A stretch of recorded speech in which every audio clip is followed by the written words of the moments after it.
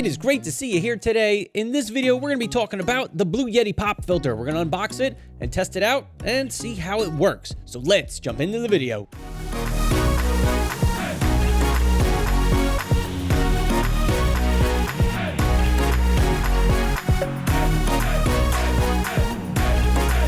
All right, so obviously I use the Blue Yeti microphone here, and I use it for all my tutorial kind of videos and anything that I can sit down and be close to my computer.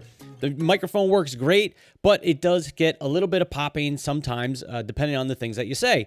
So in another video that I'll link to up here, I shared a tip that you can turn the microphone to the side and kind of speak past it a little bit, and that helps with your popping and just kind of keep those plosives out of the microphone a little bit. But I've been looking at some pop filters, and I've always had my eye on the blue one just because I think it looks kind of cool, and I've heard that it works well, although for some reason I feel like the price was high for a while. And back around Black Friday 2019, price came down, it was around 25 bucks or so, so I thought I'd pick it up and give it a shot. So let's open this guy up. We'll hook it on the mic, try before and after, and just see if we hear any difference here in the microphone.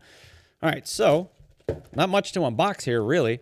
Just gonna pop open these guys, and here we go. That's it. Let's see if there's anything else in here. Nope, nothing there, just a little paper. Don't need that. So all you get is the pop filter. All right, so it's pretty simple here, not much to it. You have your pop filter up at the top. You've got a bendable, adjustable arm here, so you can place it wherever you want. And you've got a little bracket here that you use to attach it to your mic stand, or if you got a boom arm, whatever you got, you can attach this to it. So one of the complaints that I had seen was that this screw here, which screws in and attaches to your microphone somehow, that it scratches up your mic a little bit. And it does look like the end of the screw has a metal end on it, but there is a little foam piece here on the inside of the screw. So let's see how we can get this on here and see how we can make it work. And there's a screw on the bottom here, so you can adjust this, take it off if you need to. So I'm just gonna go ahead and tighten that back up for right now, and let's see how we can get it on the microphone here. So I got it on the microphone here, and it was a little tricky to get this thing to mount on here, and I don't think it looks all that great with this bracket right here, especially if I'm filming this way. I don't think it looks great, but I think all I'm gonna do is actually pick up another little bracket to screw it into the side here, and then I can just have it stick out forward, and I think that will be just fine. But for now, I think this works good enough for us to give it a try. So I'm gonna try first moving the pop filter to the side. And what we're gonna look for is some plosives. So when I say P's or B's, for example, Peter Piper picked a pack of pickled peppers, or however that goes. There's lots of P's in there. We'll see if that gives us any plosives, which I'm sure it will without the pop filter. Also, maybe little S's, some Sally sells seashells at the seashore. So we're gonna try that. And then I'm gonna move the pop filter back, put that back in place, and let's try it again. We're just going to do the same thing. Peter Piper picked a pack of pickled peppers, if I can even say it right, and Sally sells seashells at the seashore. All right, so I'm going to stop the video here. I'm going to go listen to it on the computer, and then I'm going to come back and give you some final thoughts and wrap up this video.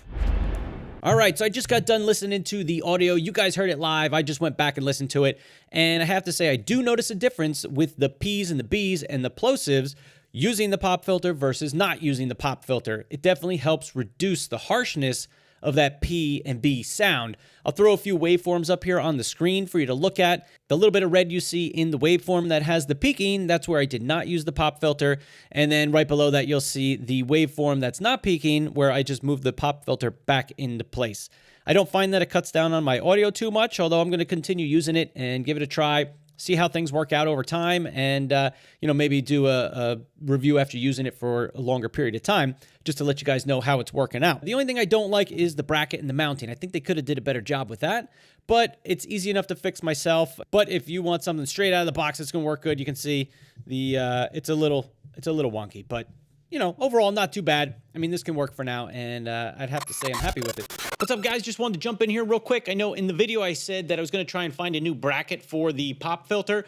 So I actually was looking through my shop and found this guy. It's just an L bracket, and I took it and I cut it off right here. I just cut it off with a metal blade, and that's what I'm actually using for the arm to mount the pop filter onto the Blue Yeti. So I'm just going to show you here what that looks like. So right here, I've got the arm. It actually has two holes in it. So it was this right here. Cut it right there. And then I was able to put that right through the mount for the Blue Yeti here and mount it on there. And then the pop filter is able to just curve right around there.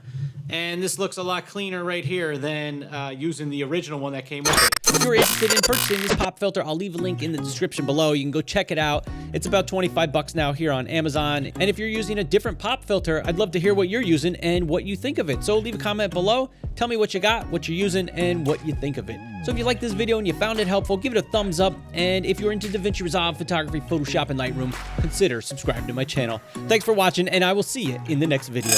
Peace.